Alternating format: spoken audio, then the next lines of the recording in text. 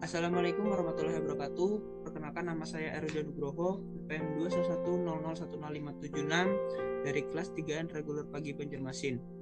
Dari kampus Universitas Islam Kalimantan Muhammad Arsyad Al-Banjari Banjarmasin. Baik, di sini saya akan menjelaskan program yang sudah saya bikin beberapa hari yang lalu, yang dimana program ini bernama pembelian pulsa.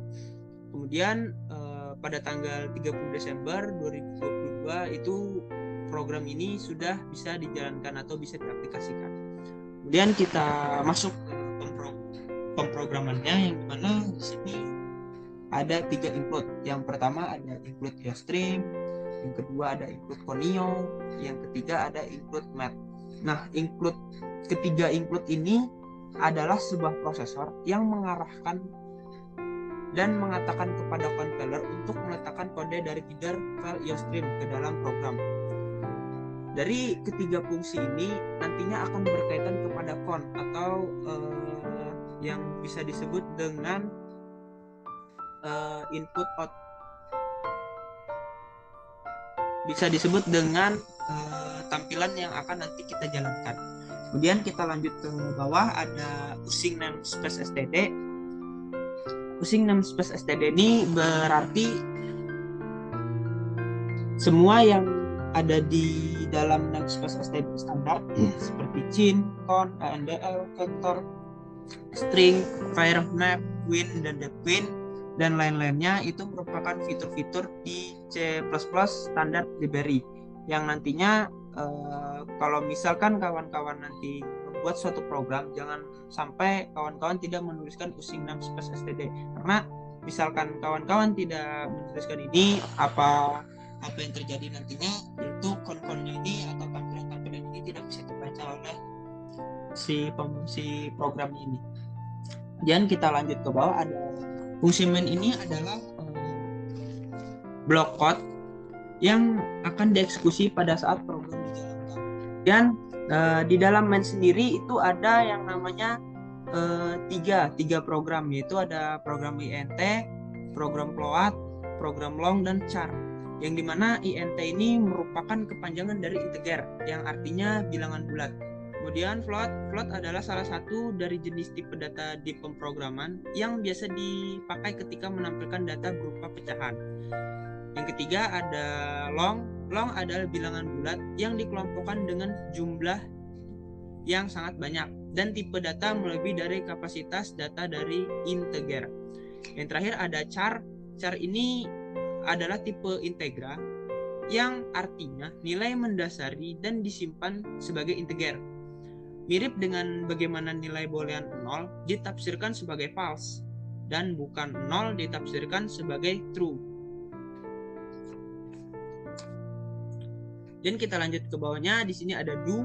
Do ini digunakan untuk menjalankan suatu pernyataan lalu diuji apakah kondisi sudah bernilai benar.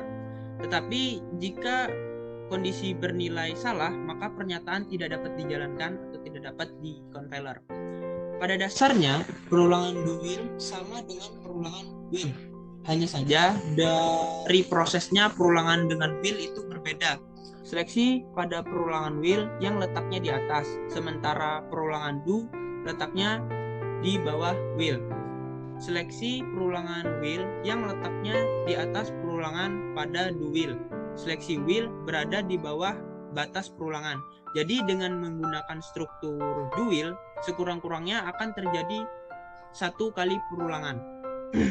Kemudian di dalam do will sendiri ada yang namanya con. Con ini perintah yang dipakai untuk menampilkan teks ke layar, yakni salah satu bentuknya yaitu output. Perintah con sendiri merupakan singkatan dari console out, yang nantinya jika kita compiler atau merun suatu program, itu nantinya akan tampil seperti ini. Contoh yang ada di layar yaitu program pembelian pulsa. Nanti jika kita ingin mengcompiler, itu akan tampil sebuah program pembelian pulsa seperti ini. Kemudian di dalam do will sendiri ada yang namanya cache atau switch cache. Switch atau cache, perintah switch dalam C++ ini digunakan sebagai alternatif pengganti dari sintaks if else. Secara sederhana, di mana alternatif pilihan bisa lebih dari satu. Namun switch tidak bisa digunakan untuk pilihan yang mengandung suatu kondisi tertentu. Dan yang terakhir ada if. If ini digunakan untuk menentukan block code yang akan dieksekusi jika kondisi yang sudah ditentukan oleh true.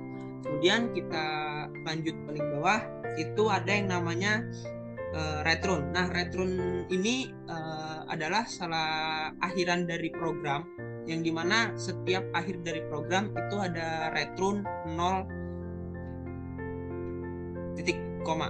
Jadi jika kawan-kawan nanti ingin membuat suatu program, jangan sampai kawan-kawan ketinggalan dari return ini, karena jika kawan-kawan tidak menuliskan return ini, maka komputer nanti tidak bisa membaca di mana akhir dari program kalian.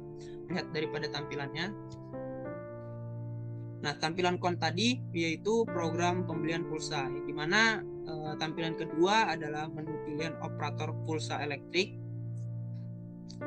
Yang di sini ada 7 pilihan, yaitu ada Telkomsel, Indosat, XL, Axis, Asia, Flexis, dan Exit. Jika kita memilih nomor 2 yaitu Indosat, kemudian kita memasukkan nomor telepon dan kita enter, dan akan keluar nominal pulsa yang ingin kita beli. Jika kita ingin membeli pulsa 10.000, itu kita ketik nomor 2, enter, kemudian operator pilihan Anda adalah Indosat, nomor handphone Anda adalah yang sudah saya ketikkan tadi, dan nominal pulsa pilihan Anda adalah 10.000. Jika kita ingin membeli, maka kita cukup mengetikkan Y, enter, dengan harga pulsa 10.000 dengan harga jual 12.000. Kemudian jika kita ingin membayar, kita akan mengetikkan berapa kita ingin membayar. Misalnya saya ingin membayar 20.000. Kemudian kita enter, dan total bayarnya 20.000, untuk kembaliannya 8.000. Jika kita ingin transaksi lagi, kita cukup mengetikkan Y lagi.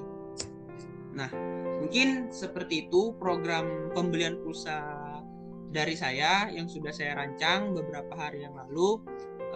Salah hilap mohon maaf. Wabillahi taufiq wal hidayah. Wassalamualaikum warahmatullahi wabarakatuh.